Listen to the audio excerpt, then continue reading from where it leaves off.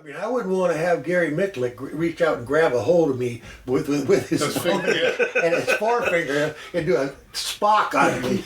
God love you, Jerry. Welcome to Whiskey, Lead, and Steel, Feelings Hurt While You Wait, the official podcast of Aggressive Defensive Solutions. Once again, we are here without adult supervision today. You have 3 adjunct instructor range safety officers, Mac to my right, Steve to my left, and I'm Jeremy. With that being said, our topic for today is stress inoculation training. What is it? Why do we do it? What are we trying to do with it? That being said, Steve, why don't you kick us off? Okay. What is it? What is stress inoculation training?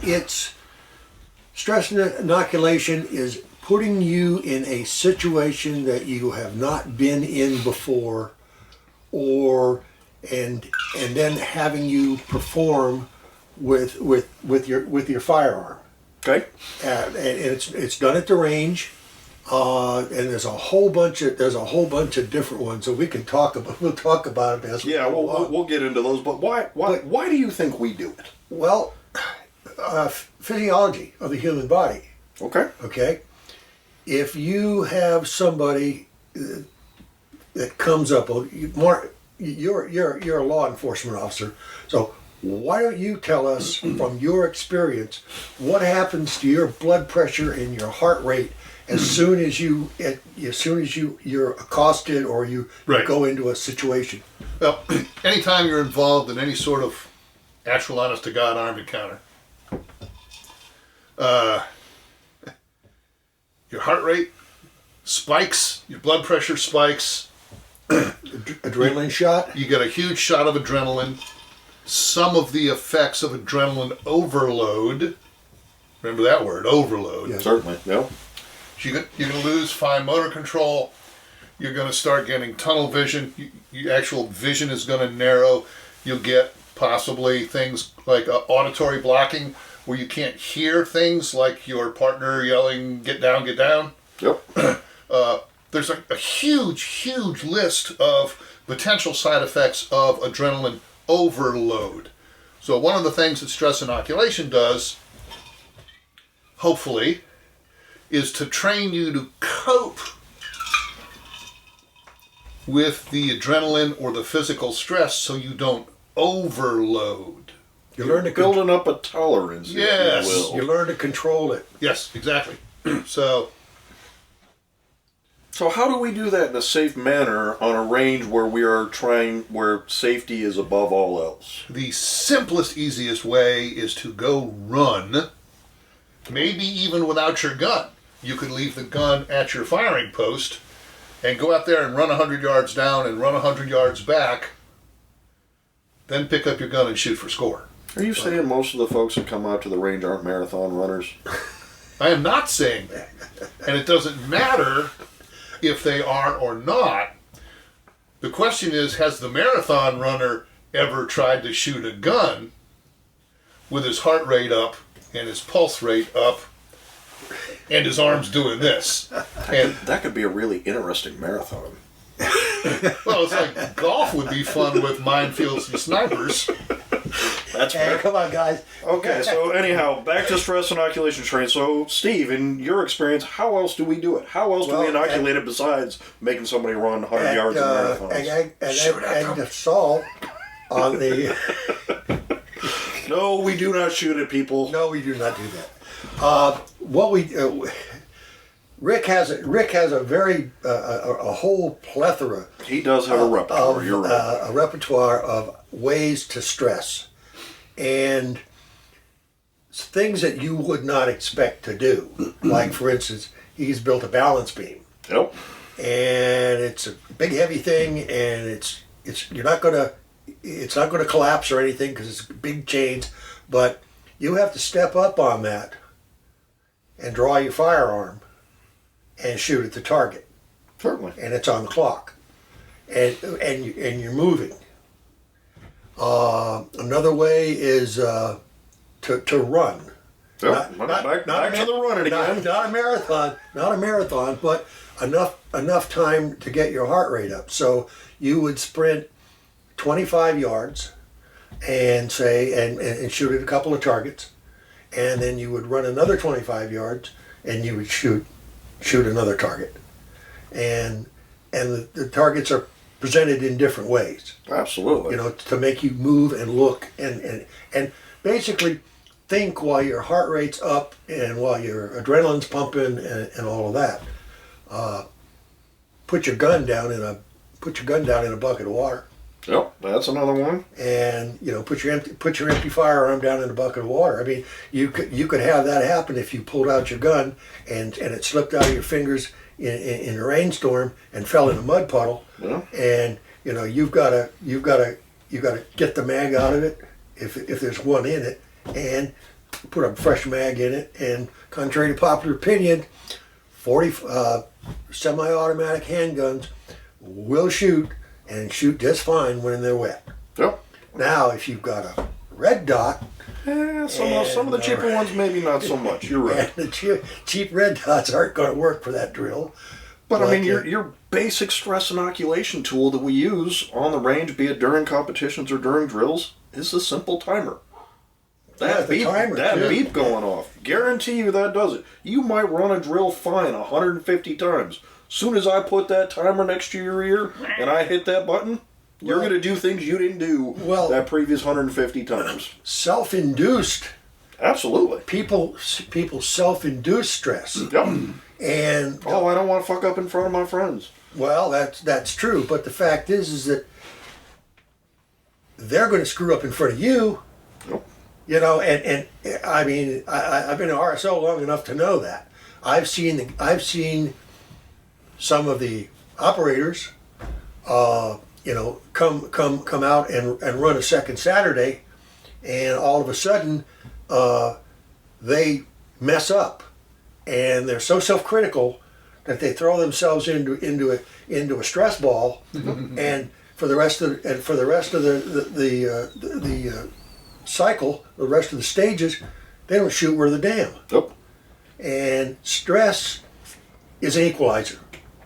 If you are a good basic shot, in other words, you can put your rounds in an 8-inch circle consistently at 3, 7, and maybe even a little bit farther down the road, and you can do that consistently every single time, and you can control your stress, you will outshoot anybody that is shooting at you from the other direction. And Mac, I think you talked about that. Being consistent under stressful conditions has worked out well for you in the past, I think you mentioned. It has. I have no idea which story I told. I think we were talking about shotguns and, Oh, yeah. So, before I became a policeman, back in the 1800s, I used to shoot skeet every Sunday, and I would shoot maybe 75 a week. With his blunderbuss. Yes. And I became very, very, very good at shooting little 4-inch clay circles. So years later, when I became a SWAT team sergeant, I was the defending champion in combat shotgun because I was smoother than anybody else, and I didn't stress because I'd done it so much. It was ingrained habit. There was no thinking necessary. So there was no reason to be stressed. Yeah, absolutely. And you know what? I'm glad you brought that up because this ties to another one of our podcasts where we talk about the difference between operational and competitive shooting. And one of the things we talked about in there was what dry fire and what practice gets you. And one of the things that it gets you, especially in this environment, is it builds that stress inoculation. You have done it so many times, and there is no amount of gear that is going to overcome that stress inoculation. That's a mental thing. You have got to develop mental toughness. Yep. Because I've never had it happen to me, and I hope I don't. But if I do, I want to be ready for it. Walking out in the parking lot of the Walmart or wherever you happen to be, and some guy steps out in front of you and says, "You have my wallet, give it to me." And at that point, your blood pressure is going to go. I know that's going to happen because being in the military, Yeah, you have that repetition. I've had that Mount Vesuvius in my head. I mean, but and you learn to control it, and it is a controllable reaction. You know it's coming, you feel it coming, and you suppress it, and then that's when your training takes over. That 3,000 strokes with your weapon, the doing all of the 7 fundamentals of firearms to get the round down range, all of those things are going to click in, and all you have to do is control your stress, and the rest of it, if you're trained, will be automated. Absolutely. And I'm sure that you have. I'm sure that you have had experiences with both officers and civilians where they didn't even know they pulled their gun and fired. It just came out. One of the possible reactions to adrenaline overload is what they call inappropriate reaction. Okay? Mm-hmm. Fair. And it sounds funny. However, when somebody pulls a knife on you and you take your uniform hat off and you're doing this, okay, that's called an inappropriate reaction. And that's adrenaline overload, and you have overloaded, you're in condition black, Yep. You're unable to make any informed decision, there is no thinking at all. That's what you need to avoid. Yeah, absolutely. You can work in the other conditions, you can't work in condition black, and that's what you need to avoid. And you have both the physical stress we've talked about, the heart rate and the breathing and your hand shaking and all that. We've got the psychological, the mental stress, and there's ways to deal with that. And there's ways to lessen the intensity and severity of the adrenaline overload symptoms with things like breathing exercises. Yeah, well, that's one of the 7 fundamentals. Yeah, breathe. Breathing exercise, what's called visualization, and to me, it was always the what if game. Yeah. Well, what if this? What if somebody comes through that door right now? What am I going to do? Well, I'm going to grab him, throw him in front of me. You do that too? Yes. I think we all do after a while. Oh, yeah. Literally, if you have thought hypothetically about what am I going to do in this situation, when that situation comes, you're more likely to do what you thought of than oh shit and freeze. Then try to throw your hat at him. Well, that's the. I think that the human brain is capable of having kind of like one of those old rotary slideshows. What do they call them? Carousel. Carousel slideshow. And if you do enough of those, I wouldn't say do 1,000 of them, but there are only a certain number that are going to play over Correct. and over and over Yep. again. That if you keep playing those scenarios in your brain, that your brain is quick enough to say, oh, I recognize that slide. Click. Yeah. This is what I do. I mean, And the old training saying is that under stress you will revert to your training. Yeah, Exactly. Fall to your level of training, absolutely. Now, if you've never been trained, You're increasing the chance you're Free going to have adrenaline overload, inappropriate reactions, and whatever. Yeah. So even though visualization's not really training, it prepares your better brain. than nothing. Yes, absolutely. well, and going back to training, you guys have had a couple of podcasts about sushi. Gas station sushi But anyway- pairs well with Guinness. Yeah. But anyway, No, it doesn't. That's disgusting. stress comes about when you're not trained. Yes. And I see it all the time on the range. Okay? Rick will brief a stage. Mhm. You will do this with both hands. You will do this with your strong arm. You will do this with your weak arm. Mm-hmm. And in the crowd, you invariably hear a bunch of groans. Yeah, because nobody wants to shoot weekend. Nobody wants to shoot weak hand because nobody trains weekend. Correct? Well, not only that, but I mean, think about how many times people during competition, during training, whatever, have had a malfunction. Something unexpected. They ran out of ammo, they had a double feed, they had a stovepipe or whatnot. What is the first thing that some people do? Stand there staring at the gun. They look at the gun. Why is this not working? Well, the gun's not going to talk to you. Agree, but you know, if you've done this 10,000, 100,000, million times, whatever, okay, all right, you know, tap rack, you know, clear, keep going. But somebody who's not is going to look at it. The stress Yeah. is a physiological reaction to a stimulus that overloads you. Yeah, absolutely. How do we get over that?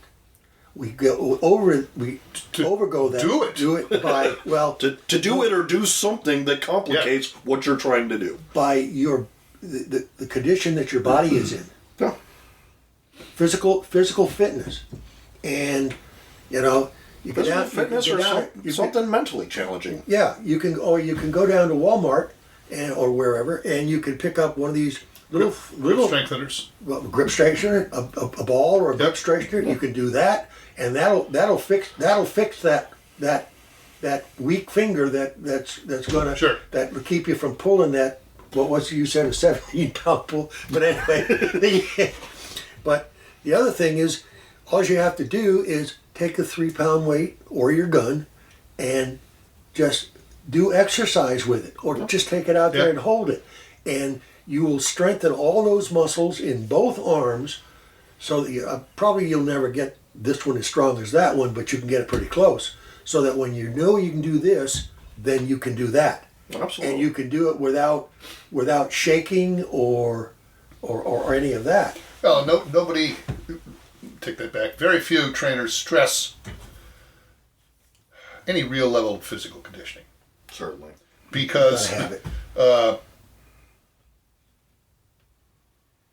if you don't ever do any cardio, you're not going to work on your cardiorespiratory system to be able to as effectively deal with your adrenaline overload. Yeah. And if you don't develop your sheer muscular strength, especially in arms and shoulders, in hands and forearms, you will not be able to as effectively shoot a handgun as other people. In competition, and God knows on the street, you need some flexibility. Yeah. I mean, I wouldn't want to have Gary Micklick reach out and grab a hold of me with his finger and his forefinger and do a Spock on me. You know? God love you, Jerry. You're a great man. I've shot with you a bunch of times, but yes, wouldn't want that. But I mean, that's why ultimately, during classes, during competitions, we do things like put your gun in a bucket, disassemble your handgun. Do we ever expect you to get into a shootout where your handgun's lying there disassembled on the table? No. But if you're trying to put it together under time, yeah, it might be a little bit stressful, especially if you're in front of your buddies and being a little bit competitive. Or if you're having somebody clean your gun for you. Yeah. Or if you happen to be cleaning your gun and the Chinese communist paratroopers are landing in your backyard. You never know. Glad you thought about that, Mac. But, I mean, we don't expect you to shoot from a balance beam, but it is an unusual thing you are most likely not going to practice. And you will be under stress, and dealing with any stress will eventually help you deal with the stress of either a competition or a real shootout. Absolutely, and I'm glad you brought that up, and I think there is no better way that we could end this than that. Excellent. So, that being said, appreciate everybody coming out. This has been another Whiskey, Lead, and Steel brought to you by Aggressive Defensive Solutions, and with a guest appearance by Guinness on this one. Have a good one. What's called visualization, and to me, it was always the what-if game. Yeah. Well, what if this? What if somebody comes through that door right now? What am I going to do? I'm going to grab him, throw him in front of me. You do that too? Yes.